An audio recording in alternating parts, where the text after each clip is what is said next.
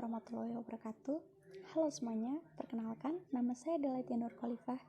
Saya dari program studi akuntansi Fakultas Ekonomi dan Bisnis Universitas Muhammadiyah Surakarta. Di sini saya akan menjelaskan mengenai akuntansi biaya dan juga pengertian biaya. Yuk, langsung aja simak videonya. Akuntansi biaya. Akuntansi biaya merupakan bagian dari akuntansi keuangan dan juga akuntansi manajemen.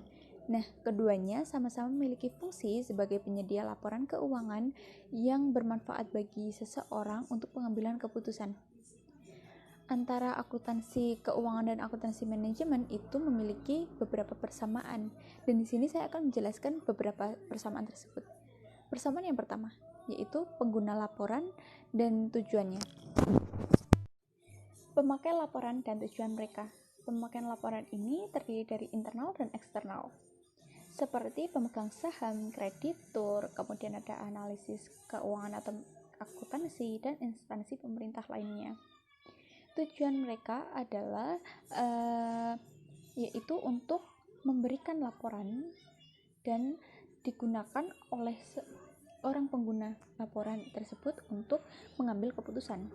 Ketiga, disiplin sumber. Kalau akuntansi keuangan itu bersumber pada satu disiplin, sedangkan akuntansi manajemen itu bersumber pada dua disiplin, yaitu yang pertama ada ilmu ekonomi dan yang kedua ada psikologi sosial. Selanjutnya, akuntansi biaya ini mempunyai 3 tujuan pokok. Yang pertama adalah penentuan cost, yang kedua adalah pengendalian biaya, dan yang ketiga adalah pengambilan keputusan khusus. Yang pertama ini adalah penentuan cost. Penentuan cost ini bertujuan atau ditujukan untuk memenuhi kebutuhan pihak luar perusahaan. Kemudian yang kedua, pengendalian biaya. Pengendalian biaya ini khususnya didahului dengan penentuan biaya yang seharusnya dikeluarkan untuk memproduksi suatuan produk. Yang ketiga adalah pengambilan keputusan. Pengambilan keputusan ini menyangkut keputusan yang akan mendatang. Kemudian ada pengertian biaya. Pengertian biaya dalam artian luas yaitu adalah pengorbanan sumber ekonomi yang diukur dalam satuan uang dan yang telah terjadi atau yang kemungkinan akan terjadi.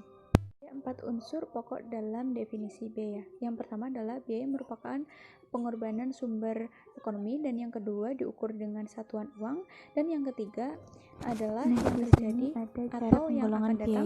Kemudian yang biaya keempat dapat adalah digolongkan menurut yang pertama ada objek pengeluaran, yang kedua ada fungsi pokok dalam perusahaan, yang ketiga ada hubungan biaya dengan suatu yang dibiayai, yang keempat adalah perilaku biaya dalam hubungannya dengan perubahan volume kegiatan, dan yang terakhir atau yang kelima adalah jangka panjang atau jangka waktu manfaatnya. Yang pertama adalah penggolongan biaya menurut objek pengeluaran, yaitu objek pengeluaran ini merupakan dasar penggolongan biaya. Misal, nama objek pengeluaran adalah bahan bakar, maka semua pengeluaran yang berhubungan dengan bahan bakar disebut biaya bahan bakar. Kemudian ada penggolongan biaya menurut fungsi pokok dalam perusahaan. Dalam perusahaan manufaktur ada 3 fungsi pokok, yaitu fungsi produksi, fungsi pemasaran, dan fungsi administrasi dan umum. Oleh karena itu, perusahaan manufaktur biaya dapat dikelompokkan menjadi 3. Yang pertama adalah biaya produksi, biaya pemasaran, dan biaya administrasi umum. Penggolongan biaya menurut hubungan biaya dengan sesuatu yang dibiayai, yaitu sesuatu yang dibiayai dapat berupa produk atau departemen. Dalam hubungan dengan sesuatu yang dibiayai, biaya dapat dikelompokkan menjadi 2. Yang pertama adalah biaya langsung dan tidak langsung. Kemudian ada penggolongan biaya menurut perilakunya dalam hubungan dengan perubahan volume aktivitas. Dalam hubungannya dengan perubahan volume aktivitas, biaya dapat digolongkan menjadi yang pertama adalah biaya variabel, yang kedua ada biaya semi variabel, yang ketiga ada biaya semi fixed, dan yang terakhir atau yang keempat adalah biaya tetap. Kemudian yang terakhir ada penggolongan biaya atas dasar jangka waktu manfaatnya. Atas dasar jangka waktu manfaatnya, yaitu biaya dapat dibagi menjadi dua. Yang pertama adalah pengeluaran modal dan yang kedua adalah pengeluaran pendapatan.